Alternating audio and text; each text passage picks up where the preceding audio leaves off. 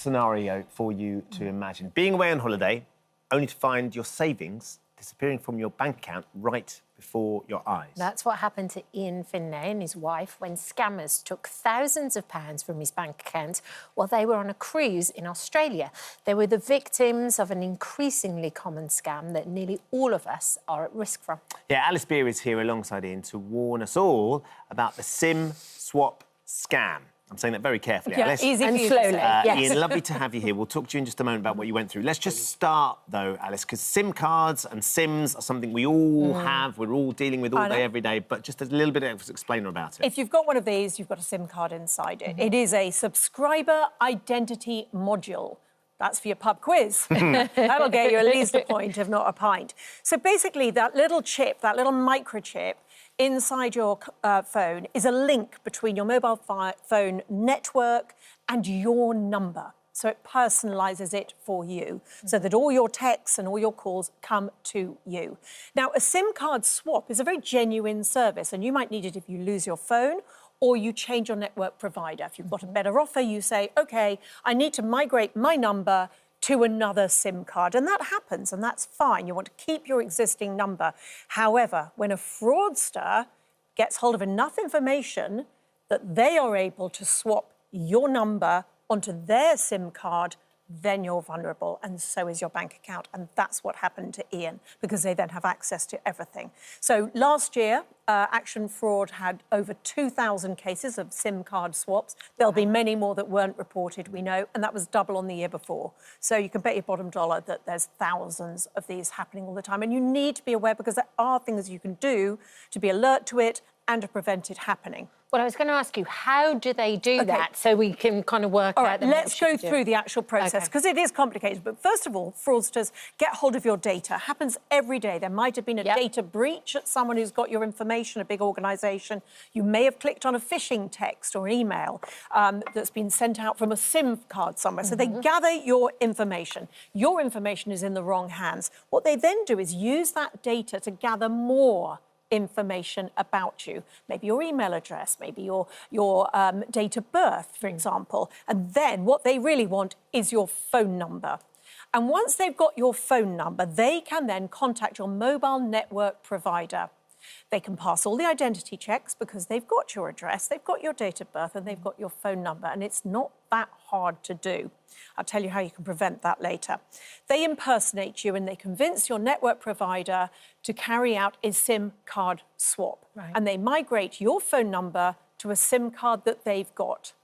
And then, from then, they have got control of your incoming texts and your emails and any incoming codes, you know, those verification codes it's like we get the whole steps, time. Isn't it? They've got access to that. And when they've got access to that, they've got access to things like your banking apps. And then you can literally sit back and watch money going out of your bank account, as happened to Ian, and you can't do anything about it at that stage because they have control of your bank. It's extraordinary, isn't it? And it's terrifying terrifying. to hear. Yeah, because it doesn't sound that difficult either. It sounds like a simple step process. Ian, this is exactly, as Alice said, what happened to you. It is, yeah. You were away on holiday? Yeah, we were away just to add to the complication of it all, we were away in Australia. So time zones, the other side of the world, different technology, doubts about whether or not your phone's working correctly, plus the time zone if you want to make any queries, any phone calls to banking operations in particular. And we first started noticing that one of our credit cards has been declined. Again, because you're on a ship and you're only getting off, you know, once every other day, you're not using your cards all the time as you would be at home. Yeah. So the first time it happened, you think, it's a glitch. Well, you're also in It's a different technical locations as Yeah, well. we were moving around. Yeah. It's just a glitch. We use another card. Then when I got back onto the ship, I actually went into the card app. Couldn't see anything wrong, but then noticed some transactions on my current account that weren't from me. And then when I looked again at the credit card account, there was stuff going on. And what sort of stuff? You're talking about how much were they spending? There was on the credit card, it was fairly common stuff. It was meals out, it was clothes, but then they'd actually put a deposit down on a holiday to New York. Wow. And I found out subsequently that they were trying to make a payment from my current account to my credit card account so they could pay the balance on the holiday. And we actually caught that in the middle of that going on. So that was quite lucky. So what did you do, Ian? Like, what was your first kind of call to action? Well, the first call of action was actually on the ship. Cards were going down, and I think we had one left. So they're all stopping working? Yeah. They were all stopping. We had one left that was working. So we actually went and had a chat with the ship and said, look, this is the score. Yeah. And they agreed to give us a line of credit if we needed it until we got off and got home. So that was fine. There was no immediate worry for us on the ship. But it wasn't until we got home that we realised it was something bigger than just a card scam or a cloning of a card. It was actually the whole lot had gone. Yes. And at that time, we started to look at our savings account, and there was a substantial amount had gone from the savings account in a series of transactions into, I believe it was a Monza account it had gone to. So thousands of pounds was going? Thousands of pounds, yes. That must have been terrifying. It was. I mean, for certainly a couple of weeks, we were in limbo. All the intentions were, if you've done nothing wrong, you'll get this money back. It just, a bit of investigation, bit of time, it'll come back to you. But until that actually happens, there's always that amount of uncertainty. And you must have felt really vulnerable because you're trying to work out how on earth have I clicked on something that has meant I've been scammed? Yeah. Were you aware of the SIM swap scam before this? Your first feeling is, as it is, with a simple card scam, what have I done wrong? Where's it happened? Where's it been cloned? And you start to click through, and I'm going over a period of a month, you start to click through, where has this happened? And then you realise nothing like that has happened. Your mobile phone company has sent a duplicate SIM to an address not connected to your account, that somebody's put in a phone, and then they've got everything they need to know about you.